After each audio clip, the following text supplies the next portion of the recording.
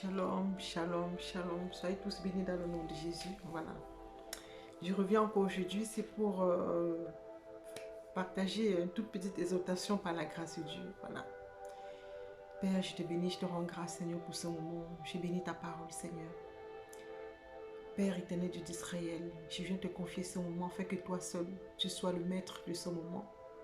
Que tu sois celui qui guide ce moment par ton esprit. Que tu sois celui qui préside ce moment par ton esprit. Je prie, éternel, que tu m'enseignes, Seigneur, que tu me parles, que tu mets des mots dans ma bouche, afin que, Seigneur, que nous puissions tous, mon frère et ma soeur, nous fortifier et qu'au travers de ta parole, que ça puisse nous faire du bien à chacun de nous au nom de Jésus. Père éternel, je prie que, Seigneur, tu m'inspires en ce moment, Père éternel. Seigneur, parle-moi, afin que ta parole puisse trouver, Seigneur, de la joie dans nos cœurs. Que ta parole puisse trouver, n'est-ce pas, du bonheur dans nos cœurs maintenant au nom de Jésus.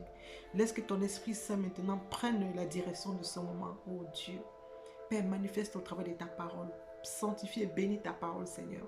Et que, Seigneur, que l'atmosphère de cieux soit saturée de tes anges maintenant.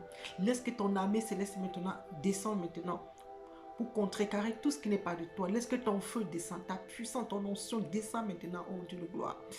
Oh Rabachik, dans le nom de Jésus-Christ, Seigneur, merci. Je ne suis qu'un canal. Père, je suis que ton esclave éternel, Dieu d'Israël, pour parler au travers de toi. Je suis là seulement pour faire ton œuvre. Alléluia, dans le nom de Jésus. Donc nous allons parler aujourd'hui de l'attitude de la prière. De l'attitude de la prière, beaucoup de gens qui me disent, mais je ne comprends pas, j'arrive pas à prier pendant des heures, j'arrive pas à prier longtemps. Tu sais, moi, je n'ai pas l'habitude, je prie, je prie les mêmes choses.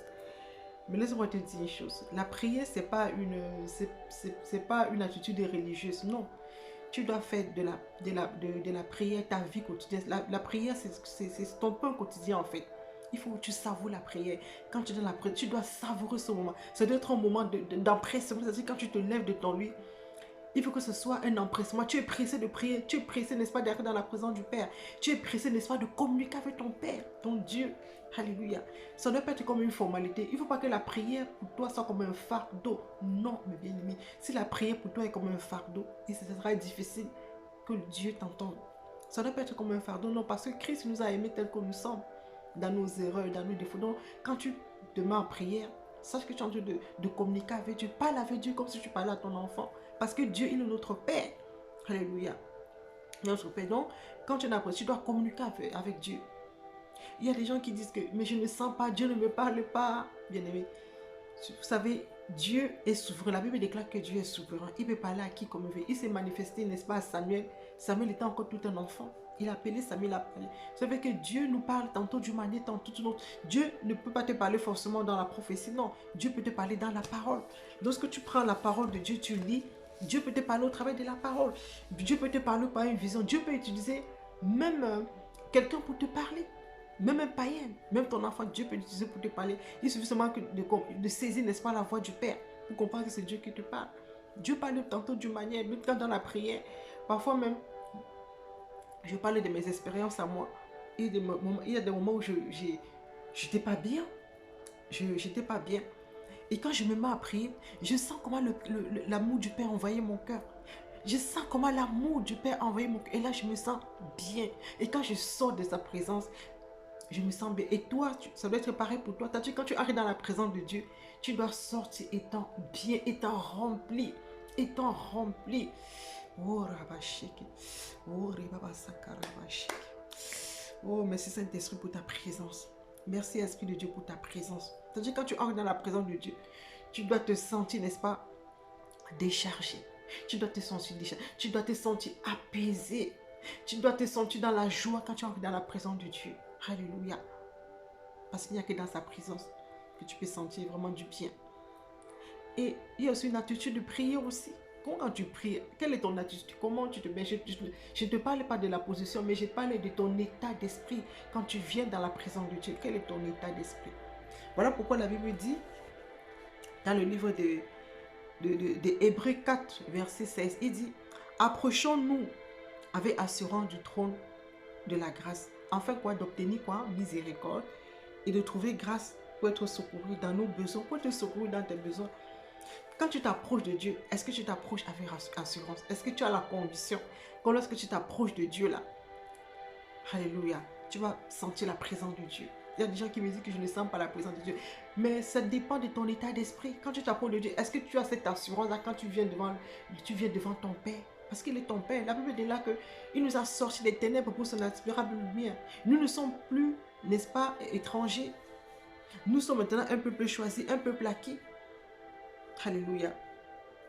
Il dit, c'est pourquoi vous n'êtes, Éphésiens 2, verset 19, c'est pourquoi vous n'êtes plus des étrangers, ni des gens de passage. Mais vous faites partie, n'est-ce pas, du peuple de Dieu.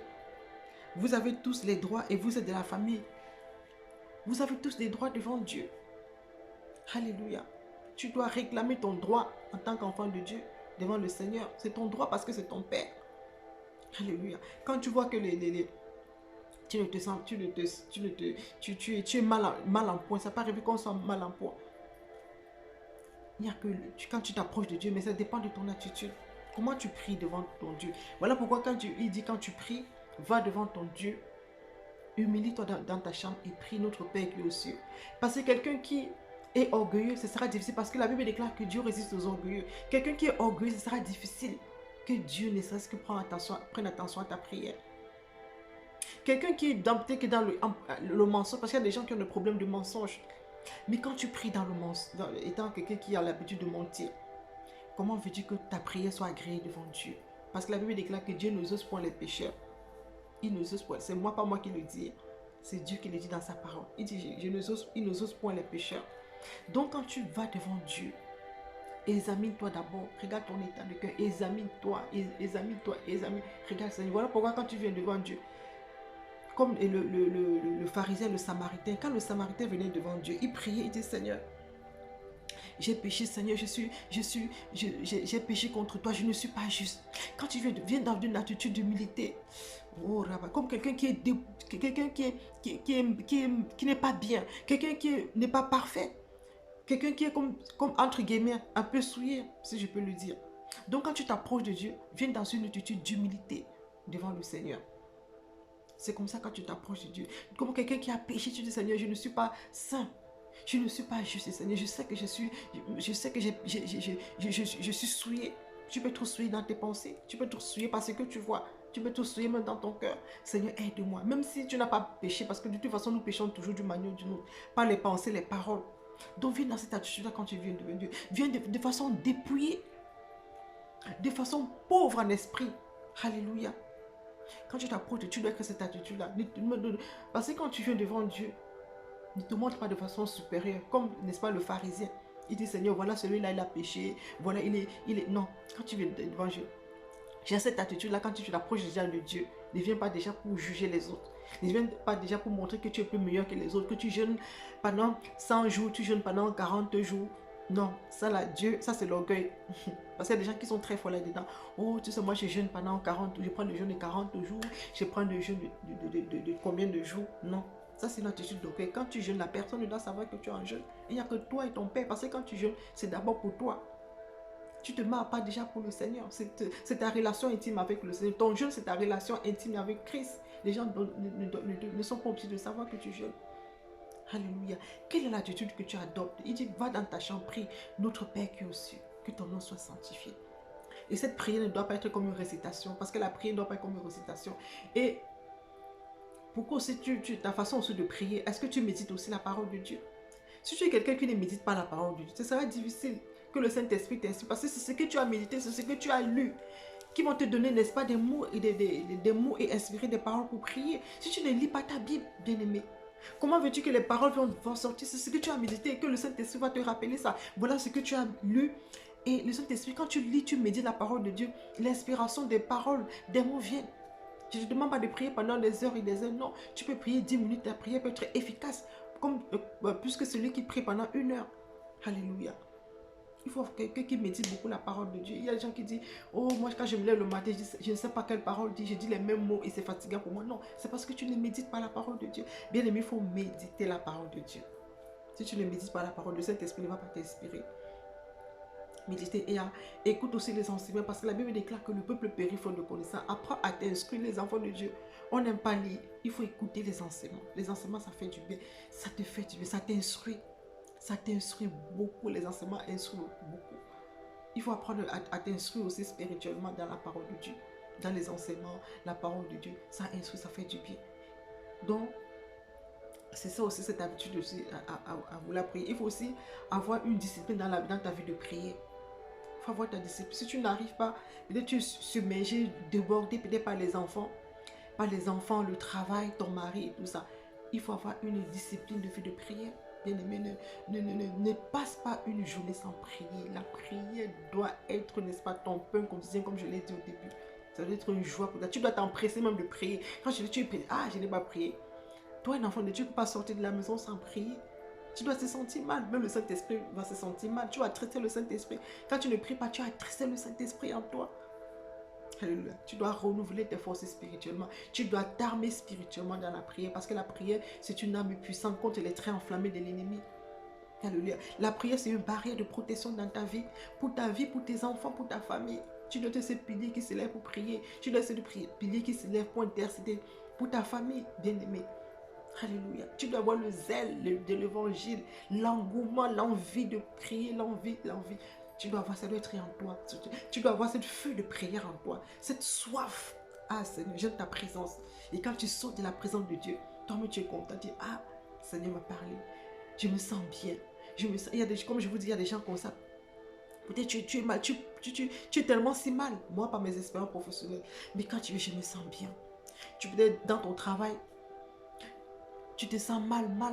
Tu dis, ah Seigneur, aide-moi. C'est que je vis, les persécutions que je vis dans mon travail, les injustices, Seigneur, aide-moi. Je sais comment c'est Dieu, parce que moi, je suis passé par là. C'est Dieu, mais quand tu entres dans la présence de Dieu, tu dis, Seigneur, aide-moi. Seigneur, donne-moi la force de tenir. Dieu va te donner force là. C'est-à-dire quand les gens vont te persécuter, ça ne te fera pas aussi mal que ça. Parce que Dieu, tu auras le soutien de Dieu. Dieu va te donner cette force. Dieu va te donner cette paix, n'est-ce pas, dans ce moment que tu vis. Il va te donner cette paix. Il va te donner les armes qu'il faut pour tenir ferme, afin que ta chair ne prenne pas le dessus. Voilà pourquoi quand tu ne pries pas, tu es conduit par la chair. Mais quand tu pries, tu es conduit par l'Esprit de Dieu.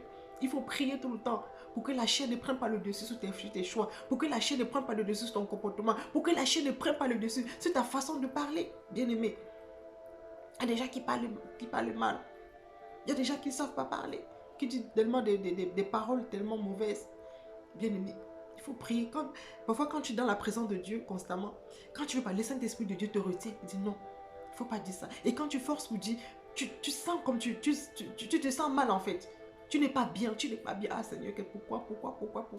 Et quand tu es constamment dans une bonne attitude de prière, il y a des actes que tu ne peux plus poser dans la vie. Parce que dans la prière, Dieu te délivre, la délivrance opère. Il faut savoir que c'est d'abord toi-même que ta propre délivrance. C'est d'abord toi, ton engagement que tu prends pour décider d'abandonner tel. C'est vrai que tu vas aller voir les hommes de Dieu vont prier, mais c'est d'abord toi. Tu dois d'abord faire ton autre délivrance. Tu dois d'abord décider d'abandonner ceci. Tu dois décider d'abandonner telle vie. Tu dois décider d'abandonner. C'est d'abord toi. Et quand tu prends ces décisions, c'est là que le secours vient de l'Éternel. Le secours viendra de l'Éternel parce que tu auras demandé le soutien. Et Dieu va regarder, il va dire, ah oui. Et quand Dieu te mettra devant le fait accompli, tu prendras de bonnes décisions parce que la force du Seigneur sera avec toi. La puissance de Dieu va t'accompagner dans ce moment. Alléluia. Voilà pourquoi la prière doit te faire du bien et non de mal. La prière doit nous faire du bien à tous et chacun.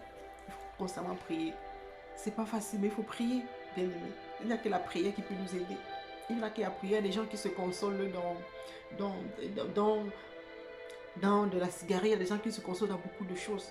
Voilà pourquoi la prière peut t'empêcher de commettre certains actes dans la vie. La prière peut t'appeler. La prière aussi peut te donner beaucoup de sagesse. Elle peut aussi te donner beaucoup de sagesse. Alléluia. Donc c'était cette toute petite exhortation que je voulais partager avec chacun de nous. Voilà. Donc il faut avoir une discipline dans la prière. Quand tu es débordé, prends peut-être un moment, je ne sais pas, les femmes qui ont peut-être les enfants, les petits enfants en bas âge. Même quand tu as le bébé, tu as dit, je ne sais pas, même si tu n'arrives pas à trouver un moment de discipline de prière, cherche un moment. C'est-à-dire même quand tu as le bébé, quand tu as quelque chose à faire, prie, bien aimé, prie. Il faut communiquer avec le Seigneur. Il faut que ton esprit soit raciné dans la parole de Dieu. Il faut que ton esprit soit en contact avec l'Esprit de Dieu. Alléluia. Voilà, c'est comme ça que Dieu va se révéler. Seigneur, j'ai béni ta parole. Seigneur, je te rends grâce, Seigneur. Je prie que tu nous aides, mon frère et ma soeur, à avoir une bonne attitude de prière. Donne-nous que la prière pour nous soit comme notre pain quotidien, que nous puissions savourer la prière, que nous puissions prendre ce temps vraiment comme un temps de bonheur, éternel, un temps de joie. Parce que c'est avec toi que nous communiquons, Seigneur. Aide mon frère et ma soeur qui a perdu la vie de prière, oh éternel. Oh Rabaché, Seigneur, aide mon frère et ma soeur qui a perdu la vie de prière, qui s'est assoupi dans la vie de prière, qui a perdu le zèle de la prière. Seigneur, je prie que tu renouvelles ses forces maintenant. Je prie que tu renouvelles ses forces maintenant au nom de Jésus. Que tu la relèves, Seigneur mon Dieu et mon roi, oh Père. Je t'en supplie, je te le demande au nom puissant de Jésus qui Nazareth. Seigneur, merci pour ce que tu fais dans nos vies. Alléluia. À toi soit toute la gloire, la louange au nom de Jésus que j'ai prié. Merci pour ces mois. J'espère que cela vous a fait du bien. Voilà. Je vous souhaite une très très bonne méditation par rapport à ça. Allez, que Dieu vous bénisse, que Dieu vous comble. Je vous aime très fort. Shalom, shalom, shalom.